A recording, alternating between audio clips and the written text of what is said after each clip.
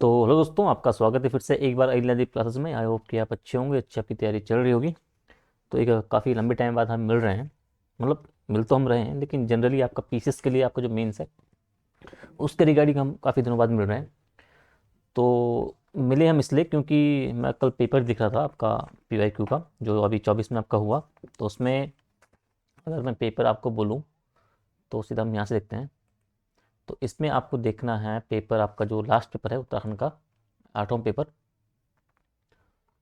Sorry, आपका जो, हाँ जी ना, ठीक है। हाँ, उत्तराखंड का जो आपका पेपर 2 आपका है, ये आपका पेपर 2 आपका है, ठीक है। इससे आप देखोगे पेपर 1, अरे पेपर 2 आपका हो गया। एक मिनट। ठीक है, पेपर 2 आप देखोगे। सॉरी, पेपर पेपर 1 आप देखोगे, ठीक है। हाँ, और पेपर 1 में आप जब आओगे लास्ट के क्वेश्चन पे, ठीक है। तो कल मैं ऐसे ही देख रहा था, तो मुझे कुछ इसमें कुछ पेपर क्वेश्चन मिले जो मैं चाह रहा था आपके साथ शेयर करना, कि किस तरीके से आपके अभी अपकमिंग जो मेंस आपका होने वाला है उसमें किस तरीके के सवाल आपके किन किन से बन सकते हैं इस टाइप के। क्योंकि लास्ट वाले मेंस में आपका जब पेपर ये सवाल आपका आया था, तो इसमें ये आपका जब पढ़ोगे आप, तो उसमें ये आपका बोल रहा है 25वां क्वेश्चन आप पढ़ना, ठीक है। कि भाई उत्तराखंड के लोक नीति एवं सुशासन शासन जो आपका केंद्र है, उसके उद्देश्य एवं कार्यों की आपको विवेचना करनी है, और आपको क्या क्या आपका क्या मानना है कि इसने पर्वतीय राज्य की जो भावनाओं के अनुकूल या फिर अनुरूप क्या है, जो लोक नीतियाँ हैं उसको बनाने में सरकार की सहायता की है या नहीं की है, या सहायता दी है, वो आपको बताना है, ठीक है। तो जब मैं कल पढ़ रहा था तो मुझे लगा कि कुछ टॉपिक ऐसे हैं जिनसे आपके सवाल बनने के चांसेस हर साल रहते हैं, और अलग टाइप से। तो इस पे तो खैर आपका जो ये पीपीजीजी आपका है, इस पे आपका तो लास्ट टाइम सवाल आपका पूछ लिया है, तो इस पे तो खैर आप सवाल नहीं आएगा। लेकिन ऐसे कुछ अन्य टॉपिक आपके और हैं जिनसे आपका पेपर 1 और पेपर 2 उत्तराखंड स्पेसिफिक की बात मैं कर रहा हूँ, जो आपका जीएस पर 6, 7 और 8 है उसके। तो उसमें कुछ टॉपिक ऐसे हैं जिनमें आपके चांसेस हैं कि आपके सवाल वहाँ से आएंगे, और आए भी हैं पीवाईक्यू में। तो उनमें कुछ टॉपिक हम देखेंगे। तो उनके रिगार्डिंग किन किन टॉपिक को आप थोड़ा कवर कर सकते हो, उनसे किस तरीके के सवाल बन सकते हैं, उन पर हम थोड़ा सा डिस्कस करेंगे, ठीक है। तो अगर इसमें आप पेपर इसको उठाओगे, पेपर 1 आपका उत्तराखंड को है, तो इसमें सबसे पहले आप देखोगे क्वेश्चन नंबर आपका, जैसा एक आपका ये हो गया है। हम्म, इसमें था कहाँ पे गया? बस इसमें एक आप तो, हाँ, एक आपका ये वाला हो गया कि भाई पूर्व सैनिक कल्याण एवं उपनल की भूमिका, ठीक है। इसके अलावा हम्म, ठीक है, एक आपका ये हो गया है। तो पेपर 1 में आपका जो है, पेपर 1 में आपके दो सवाल आपके ये हो गए, ठीक है। हाँ, दो ना, एक तो आपका ये हो गया 25वां, और एक आपका ये आपका हो गया इस टाइप का संस्था बेस्ड आपके सवाल आपके हैं कि पूर्व सैनिक कल्याण और जो पुनर्वास में उपनल जो है बेसिकली किस तरीके से भूमिका अपनी निभा रहा है, उसकी बात आपको बतानी है। अगला पेपर आप देखोगे पेपर 8 में, इसमें आपको देखना है तो एक तो आपका जैसे कि आपका ये वाला हो गया,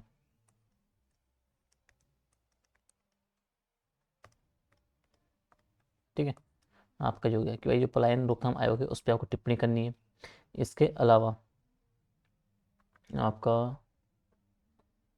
इसके अलावा, हाँ, उत्तराखंड शासन संचालन, हम्म,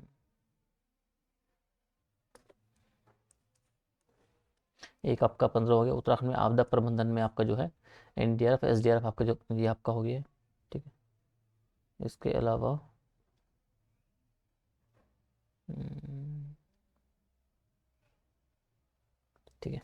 तो ये चार सवाल हैं। तो ये सवाल ये ऐसे हैं जो आपके संस्था बेस्ड हैं। संस्था बेस्ड मतलब कि अगर हम यहाँ पे कहाँ पे आपका, हाँ यहीं पे, ठीक है। ये, तो ये सवाल ऐसे हैं जो आपके कुछ जो आपके, हम बोल सकते हैं कुछ संस्था आपकी हो गई है, ठीक है। कुछ संस्था, कुछ जो है सरकार में, कुछ संस्थान आपके जो हैं, ठीक है। कुछ विभाग स्पेसिफिक आपके हो गए हैं। इसके अलावा अगर मैं बोलूँ तो कुछ स्पेशल आपके जो चीज़ें आपकी हैं, जो संस्था आपका हो गया, विभाग आपका हो गया। इसके अलावा जो आपके अधिनियम, जैसे उत्तराखंड राज्य आपदा प्रबंधन अधिनियम आपका हो गया, जो प्राधिकरण आपका जो हो गया, बेसिकली अधिनियम नहीं, प्राधिकरण में बोलना चाह रहा हूँ। ठीक है। ऐसे आपके अन्य आपके विभाग हैं उत्तराखंड में जिनसे आपके सवाल बनने के चांसेस हैं।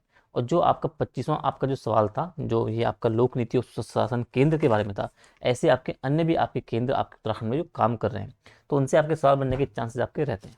तो उन पर हम जरा देखेंगे, उनको मैं एक लिस्ट मैंने आपके बना रखी है कि किन के बारे में आपको थोड़ा सा पढ़ के आपको जाना है, ठीक है। तो ये, तो जैसे कि आपका उत्तराखंड राज्य आपदा प्रबंधन प्राधिकरण, इस पर खैर आपका सवाल पूछ लिया है, पर फिर भी मैंने यहाँ पे लिखा है, ठीक है। तो इसकी जो बेसिक बातें आपकी जैसे हो गई है, आपका जो आपदा प्रबंधन अधिनियम 2005 हो गया, उनके बारे में आपको पता होना चाहिए। आपको एनडीआरएफ एसडीआरएफ की भूमिका क्या है, उनके बारे में आपको पता होना चाहिए, किस तरीके से काम करते हैं नेशनल लेवल पे, स्टेट लेवल पे, और किस तरीके से फिर जिला स्तर पर किस तरह अपनी भूमिका को निभा रहे हैं, ठीक है। उनका काम क्या होता है, आपदा पूर्व, आपदा के दौरान, आपदा के पश्चात का काम है, उन सभी रूप से आपको थोड़ा सा देखते हुए आपको जानना है, ठीक है। क्योंकि आपदा का टॉपिक उत्तराखंड में एवरग्रीन है, ठीक है। तो इस वजह से आपदा जो है हर टाइम उत्तराखंड में तो आती रहती है, तो आपका इस सवाल थोड़ा सा बनने के चांसेस आपके रहते हैं, ठीक है। तो ये आपको थोड़ा सा आप देख लीजिएगा, ये आपका जो ये है प्राधिकरण आपका है, ठीक है। अब सवाल खैर इसमें जो संभावित आपका जो है कि भाई उत्तराखंड आपका हिमालय राज्य है, तो इसलिए आपका जो भूस्खलन, बाढ़, आपका जो क्लाउड बस्ट आपका हो गया, ऐसी घटना यहाँ आम है, ठीक है। अभी आपका जो केदारनाथ में आपका हुआ था, चमोली में आपका हुआ था, तो इन घटनाओं में आपके जो क्या चेंजेस आपके हुए हैं, किस तरीके से हमने सुधार किया है, ठीक है, क्या क्या इसमें बातें आपकी हैं। अभी हाल ही में जो थराली में हुआ था, जो धराली में हुआ है, ठीक है, तो धराली आपदा को जोड़ के भी आपको थोड़ा सा एक पॉइंट ऑफ व्यू अपना बनाना है, ठीक है। वहाँ रीज़न क्या रहे थे, किस तरीके से सरकार टैकल किया था, कैसा का काम कर रही है, आपका जो एनडीआरएफ एसडीआरएफ ने किस तरीके से वहाँ भूमिका निभाई थी, ठीक है, ये सब चीज़ें। अब ये कुछ संभावित सवाल किस तरीके से बन सकते हैं, आपको थोड़ा सा ये देखना है, ठीक है, कि भाई उत्तराखंड राज्य आपदा प्रबंधन प्राधिकरण के उद्देश्यों और प्रमुख कार्यों को आपको विवेचन करना है, ठीक है, कार्यों को वर्णन करना है। और पहाड़ी राज्य की आपदा प्रवण प्रकृति के अनुरूप क्या प्रभावी साबित हो रहा है या नहीं हो रहा है, आपको उदाहरण सहित इसका मूल्यांकन करना है, ठीक है। वैसे उत्तराखंड में आपदा प्रबंधन की चुनौती, बेसिक बातें होगी, स्टैटिक पार्ट हो गया, और इस जो प्राधिकरण है इसकी भूमिका का आपको मूल्यांकन आपको करना है, ठीक है। तो कहने का मतलब है कि टॉपिक का जो है बेसिकली आपको एक कोर पार्ट उसका पता होना चाहिए, और करंट से उसे लिंक करते हुए आपको उसे भी थोड़ा सा अपने हिसाब से थोड़ा सा देख लीजिएगा, ठीक है। तो आपदा वाला है, तो आपदा को आप थराली और धराली को थोड़ा सा जोड़ के आप पढ़ लीजिएगा। इसके अलावा जो आपका जीएलएफओ की घटना है उससे आप थोड़ा सा पढ़ लीजिएगा। आपका बादल फटना हो गया, उसकी परिस्थितियाँ, कैसे बादल फटता है, क्या सिचुएशन उसमें आती है, ये सब आप थोड़ा सा देख आप लीजिएगा, ठीक है।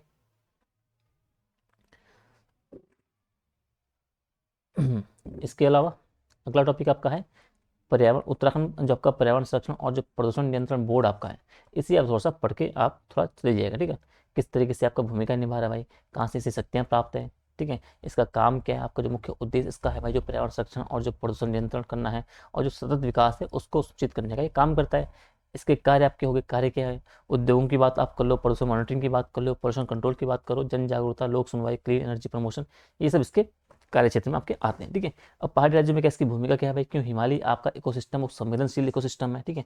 तो इसमें आपका पर्यटन आपका हो गया, इंडस्ट्री, माइनिंग, इन सब से होता क्या है, आपका क्लाइमेट को इम्पैक्ट पड़ता है, प्रदूषण आपका बढ़ता है, ठीक है। तो किस तरीके से आपका जो ये आपका है जो EPPCB है, इसने आपका जो गंगा यमुना आपका जो रिवर पोल्यूशन है, आपका जो एयर क्वालिटी देहरादून और जो अन्य शहरों हैं, इसके अलावा जो आपका EIA है इसमें शक्ति की है, ठीक है। आपका जो EIA है इसको आपको थोड़ा सा पढ़ के आप चल जाना, ठीक है। ये काफ़ी चर्चा में रहा है आपका, ठीक है। तो ये सब बातें आप थोड़ा सा पढ़ लीजिएगा। अब इससे संभावित सवाल किस तरीके से आगे बनेगा भाई, कि भाई उत्तराखंड जो आपका है पर्यावरण संरक्षण एवं जो प्रदूषण नियंत्रण बोर्ड है, उसके उद्देश्य और प्रमुख कार्यों का आपको वर्णन होना चाहिए भाई। तो आपको जितनी भी संस्थाएं हैं, जितने भी आपके बोर्ड हैं, जितने भी सेंटर आपके हैं, जितने भी आपके प्राधिकरण वगैरह हैं, इनकी बेसिक जो आपके जानकारी है, जो उद्देश्य, प्रमुख जो कार्य हैं, जो शक्तियाँ हैं, जो रोल और जो इनकी रिस्पॉन्सिबिलिटी है, वो सब आपको पता होना चाहिए, ठीक है। और ये आपका स्टडी पार्ट हो गया। और किस तरीके से करंट का जो आपका एस्पेक्ट होगा, जैसे पहाड़ी राज्य की पर्यावरणीय आपकी जो संवेदनशीलता है उसके संदर्भ में जो इसकी भूमिका है उसका आपको मूल्यांकन करना है। तो वो वाला जो पहलू है आपको वो भी थोड़ा सा पता होना चाहिए, उसके पॉइंट ऑफ व्यू से आपको थोड़ा सा अपने आंसर को देखते आपको चलना है, ठीक है। ऐसा नहीं कि जो टॉपिक है उसकी कोर बातें आपने पढ़ ली, लेकिन किस तरीके से करंट से इशू आपकी चीज़ें लिंक हो सकती है, करंट वाला पार्ट क्या होगा, स्टैटिक वाला पार्ट को, उसको थोड़ा सा आपको देखते हुए चलना है उत्तराखंड के पर्सपेक्टिव से, ठीक है। वही उत्तराखंड के में जो है वो पर्यावरण प्रदूषण की चुनौतियाँ क्या है भाई, आप इनके द्वारा के जो अपनाई गई जो नीतियाँ हैं उन पर आपको विश्लेषण करना है। EIA जो प्रक्रिया है उसमें इसकी भूमिका क्या है भाई, EIA होता क्या है, इसके चरण क्या है, ये सबको आपको प्रॉपर तरीके से आपको पढ़ के जाना है, ठीक है। ये आपका बहुत इंपॉर्टेंट है, मैं आपको बोल के जा रहा हूँ, ठीक है। अगला है आपका उत्तराखंड जैव विविधता बोर्ड भाई, ये भी थोड़ा सा इंपॉर्टेंट है, ठीक है। जैव विविधता अधिनियम 2002 की धारा जो आपकी 23 है उसके तहत स्थापित है भाई। इसका मुख्य उद्देश्य क्या है, इन सब बातों को आप थोड़ा पढ़ लीजिएगा भाई। इसके कार्य क्या है कि भाई राज्य सरकार को सलाह देना है, जब आपको बायोडाइवर्सिटी है उसके मैनेजमेंट में आपको योजना बनानी है। आपको जो बीएमसी आपकी हो गई भाई, उसका गठन, रजिस्ट्रेशन, आपका जो एबीएस आपका है, जो आपका एक्सेस आपका और जो बेनिफिट शेयरिंग है उनके संबंध में, आपका जो संरक्षण योजनाएं जो चल रही है हिमालय में, जो चरागा, अल्पाइन, इन सब जो बायोडाइवर्सिटी को लेके उनके बारे में जागरूकता, रिसर्च परियोजनाएं, ये सब आप थोड़ा सा देख लीजिएगा, ठीक है। पहाड़ी राज्यों में भूमिका क्या है ये आप थोड़ा सा पढ़ लीजिएगा प्रॉपर तरीके से। संभावित सवाल क्या है वो थोड़ा सा पढ़ लीजिए कि भाई जो आपका यूबीवी है उत्तराखंड, जो आपका बायो डाइवर्सिटी आपका जो बोर्ड है बेसिकली है, वो उसके उद्देश्य और जो प्रमुख कार्य है उनका वर्णन करना है। और हिमालयी राज्य की जो आपकी जैव विविधता है, बायोडाइवर्सिटी है, उसके संरक्षण में इसकी भूमिका का आपको मूल्यांकन करना है, ठीक है। जैव विविधता अधिनियम 2002 के संदर्भ में आपकी इसकी भूमिका और जो पहाड़ी क्षेत्रों में आपका इसकी प्रक्रिया का आपको विश्लेषण करना है। उत्तराखंड में जो जैव विविधता है, संरक्षण की चुनौतियां क्या हैं और इसके द्वारा अपनाई गई योजनाओं का आपको मूल्यांकन करना है, ठीक है। ये कुछ संभावित आपके सवाल है, इससे आप थोड़ा सा देख के आप चले जाना, ठीक है। अगला आपका है उत्तराखंड नवीकरणीय ऊर्जा विकास एजेंसी, ठीक है।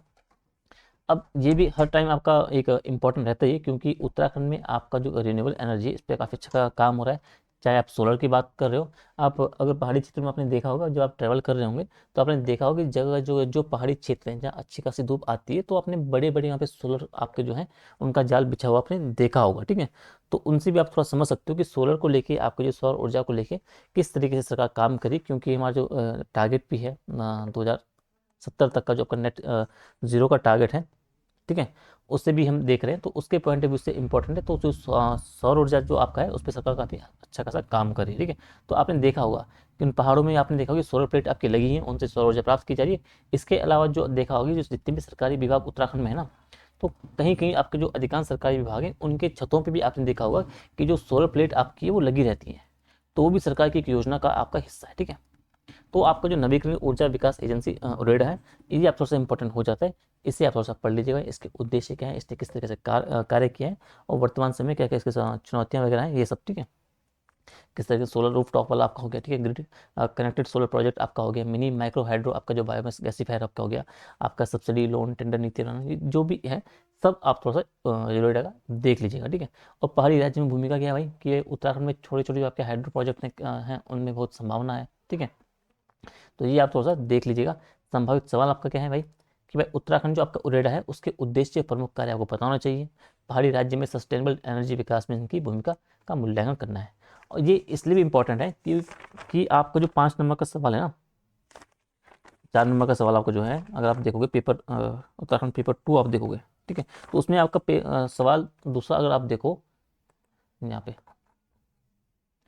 तो इसमें आप क्वेश्चन नंबर 2 आप देखो तो इसमें सीधा सीधा पूछा गया है कि उत्तराखंड जो ग्राम विकास एवं जो प्लान रोकथाम आयोग है उस पर आपको टिप्पणी करनी है, ठीक है। तो इस पर्सपेक्टिव से भी आपका जो ये आयोग है, आयोग, हाँ, जो संस्थाएं आपकी हैं, जो आपके विभाग हैं, जो अच्छा खासा काम कर रहे हैं, आपका प्लान वाला हो गया, उरेडा वाला आपका हो गया, ठीक है, आपका जो सारा वाला हो गया, ठीक है, उनको थोड़ा सा आपको देखना है, ठीक है। सारा खैर आयोग नहीं है, बट एक जनरली मैं बात बता रहा हूँ आपको, ठीक है। तो उन्हें आपको देखना है। तो इसलिए भी आपको हो सकता है कि सीधे सीधे आपको 4 नंबर में आपको पॉइंट वाइज आपको सवाल पूछ ले जाए, ठीक है। ये आपका हो गया, हाँ, ठीक है। अब इसके अलावा कि भाई जो उत्तराखंड में रिन्यूएबल एनर्जी है उसकी चुनौतियाँ क्या है भाई, और उरेडा के द्वारा जो अपनाई नीतियाँ हैं उनकी योजनाओं का आपको विश्लेषण आपको करना है, ठीक है। ये आप पढ़ लीजिएगा सवाल। इसके अलावा है उत्तराखंड जल विद्युत निगम लिमिटेड। मैं इस पीडीएफ को ग्रुप में डाल दूंगा, वहाँ से पीडीएफ पढ़ लेना, सवालों को आप थोड़ा सा देख लेना, ठीक है। इसको आप पढ़ लेना भाई।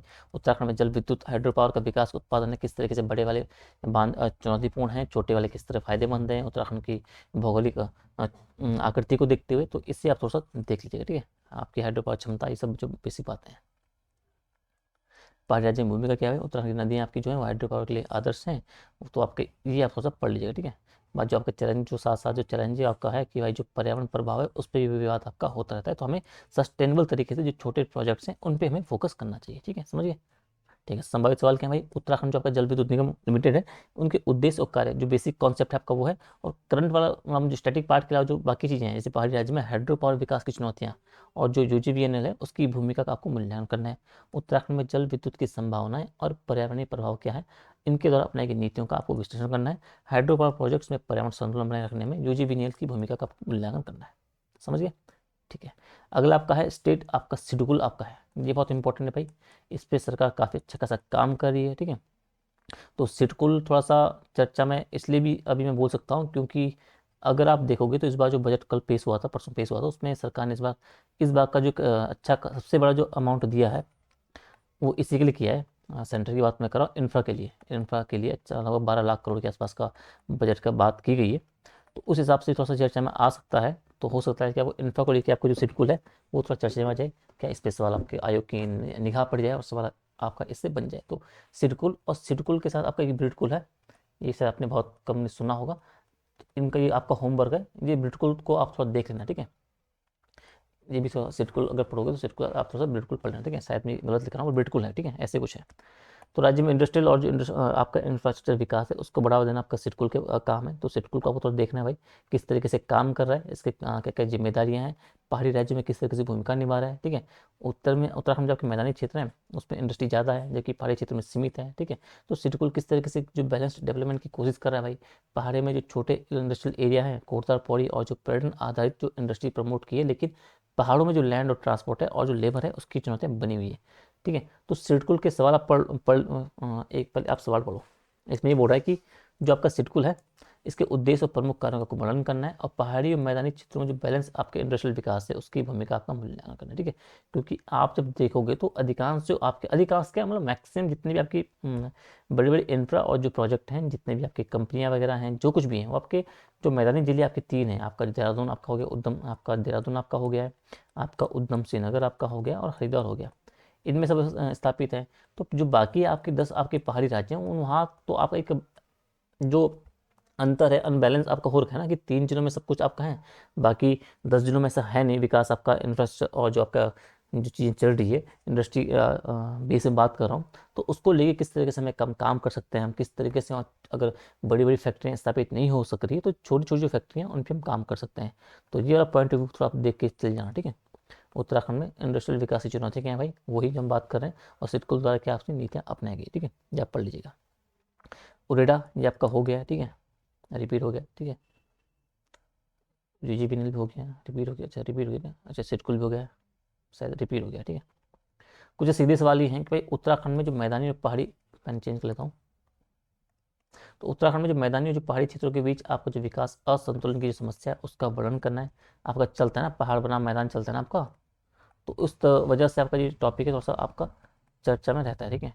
और सरकार के द्वारा जो आपको बैलेंस डेवलपमेंट सुनिश्चित करने के लिए उठाए गए कदम की आपको चर्चा करनी है। सिडकुल के द्वारा विकसित जो इंडस्ट्रियल पार्क और जो इंफ्रास्ट्रक्चर है उसकी पहाड़ी क्षेत्रों में पहुंच सीमित होने के कारण क्या है भाई, और पहाड़ी राज्य में बैलेंस आपको, अगर इंडस्ट्रियल आपको विकास करना है, आपको बैलेंस आपको इंडस्ट्रियल औद्योगिक विकास करना है, तो उसके लिए क्या सुझाव आप देंगे, ठीक है। उत्तराखंड में पहाड़ी क्षेत्र में मैदानी क्षेत्रों या जो आपके बाहर प्रवासन की समस्या के कारण क्या है, और जो अगर हम कहें तो एक बैलेंस आपका जो डेवलपमेंट है उसके माध्यम से प्रवास को रोकने के लिए, पर्यावरण को रोकने के लिए राज्य सरकार की जो योजना है उनके आपको मूल्यांकन करना है। उत्तराखंड में हाइड्रो पावर आपका जो रिन्यूएबल एनर्जी है उसके विकास में पहाड़ी क्षेत्रों की भूमिका महत्वपूर्ण है, फिर भी मैदानी क्षेत्रों में ज़्यादा लाभ क्यों पहुंच रहा है भाई, आपका जो बैलेंस्ड आपका जो एनर्जी डेवलपमेंट है उसके लिए आपको सुझाव देने हैं। उत्तराखंड में पर्यटन हाइड्रो इंडस्ट्री के विकास में पर्यावरण संतुलन बनाए रखते हुए मैदानी और जो पहाड़ी क्षेत्र हैं उनमें बैलेंस्ड विकास कैसे किया जा सकता है।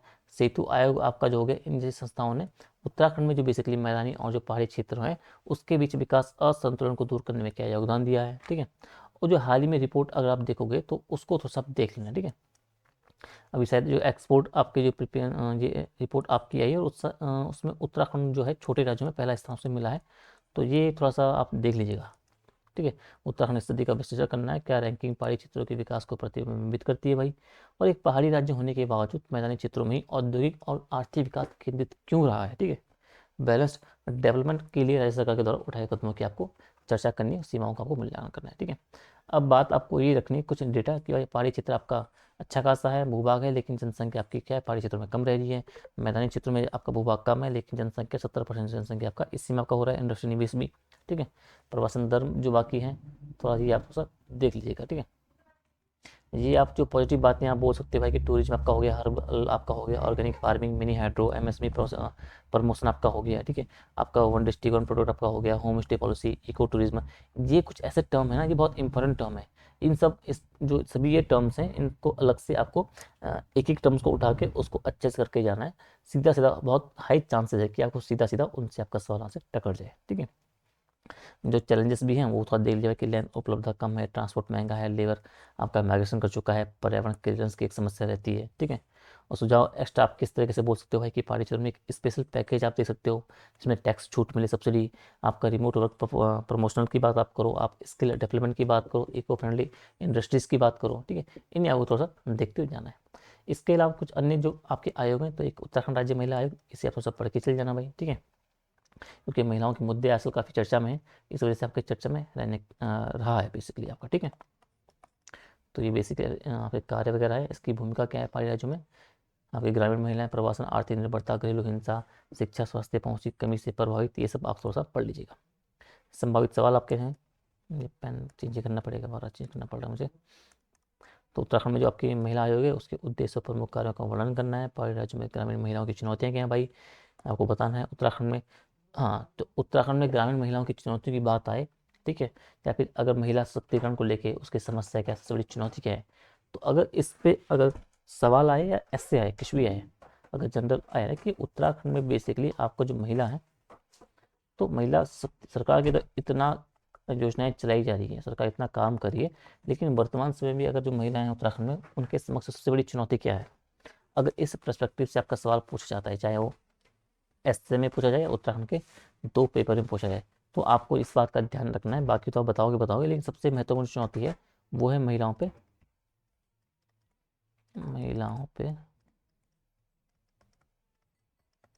दोहरे कार्य का बोझ, ठीक है।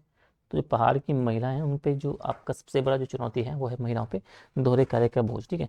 उन्हें घर का काम भी देखना पड़ता है, ठीक है। इसके अलावा सुबह शाम जो जंगल का काम है, जो गाय भैंस का काम है, ठीक है, तो वो उनके लिए एक बड़ी समस्या बनी हुई है।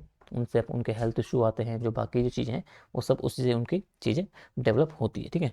तो जो एक इस बात को ज़रूर आप लिंक कीजिएगा, ऐसा ज़रूर लाइन को लिखिएगा अपने आंसर में कि महिलाओं पे बेसिकली जो विशेषली ग्रामीण जो महिलाएं हैं, जो पहाड़ी महिलाएं हमारे हैं, उनमें जो आपके महिलाओं पर जो दोहरे कार्य की जो बोझ जो बना हुआ है वो भी है, ठीक है। अब दोहरे कार्य की बोझ तो काफ़ी हो जाएगा, जैसे कि अधिकांश सबने पलायन कर लिया है, तो पलायन कर लिया है तो महिला क्या कर रही है, वो एक घर में एक जो परिवार में एक प्रमुख की भूमिका भी निभा रही है।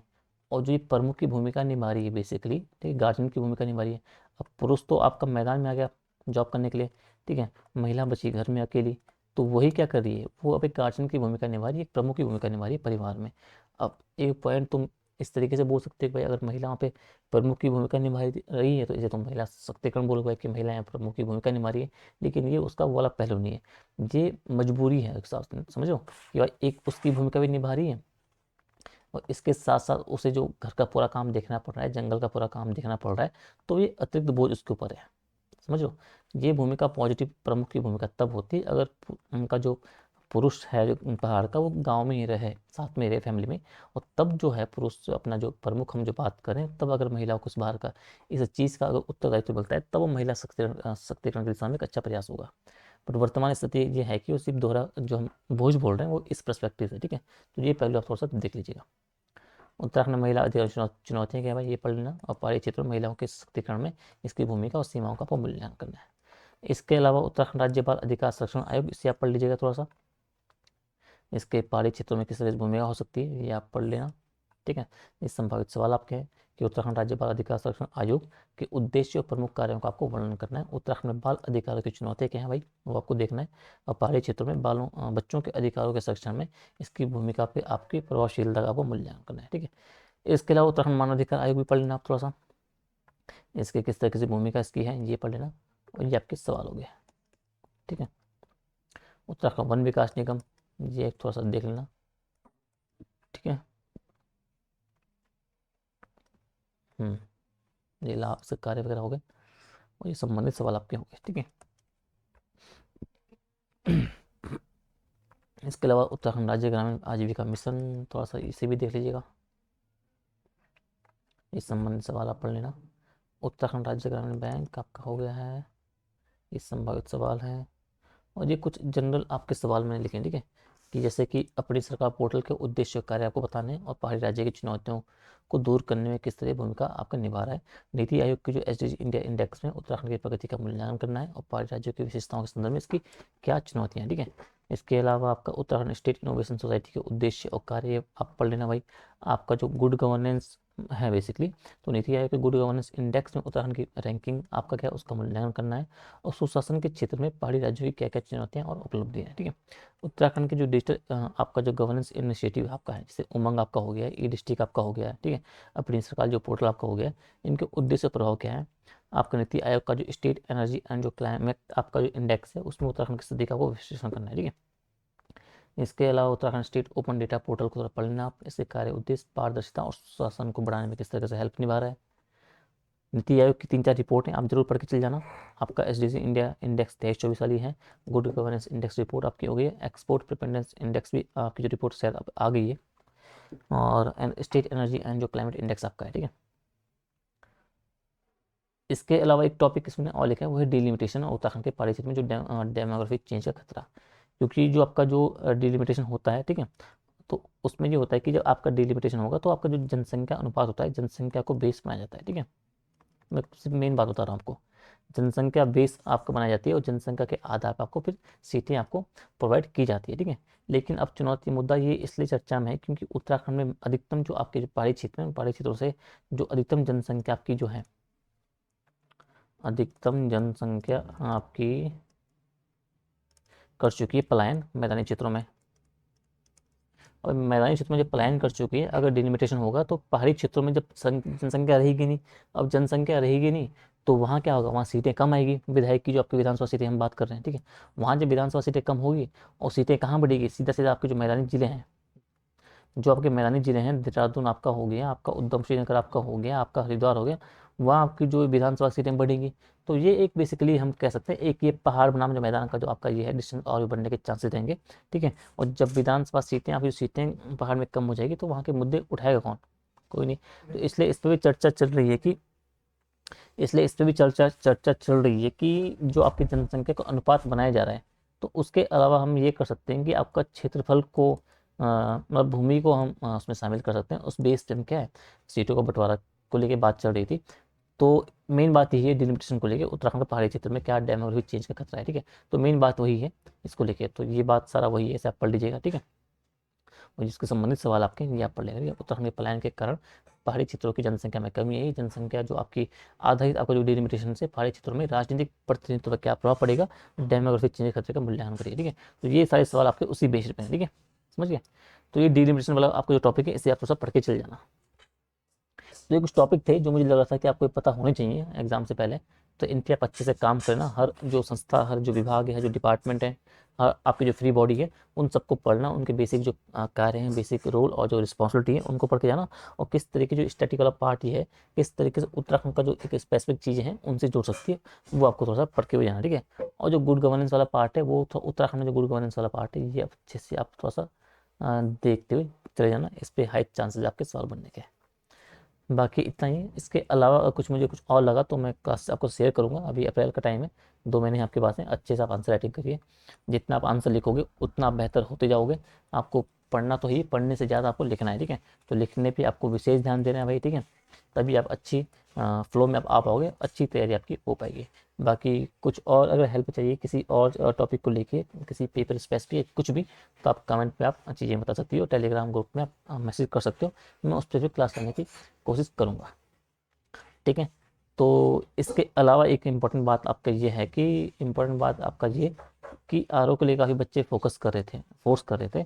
तो मैं जल्द ही आर के लिए भी क्लासेस आपका शुरू करने वाला हूँ, ठीक है। तो उसमें भी हम बातों को देखेंगे आगे, ठीक है, किस तरीके से हम चीज़ें करेंगे। तो इसमें इतना ही। अपना ध्यान रखिए, अच्छे से तैयारी करिए, अच्छे से आंसर रखिए, अपना हेल्थी रहिए, अच्छा खाइए, अच्छा आराम करिए। तो मिलते हैं आपको अगली क्लास में, तब तक के लिए tata bye bye, take care.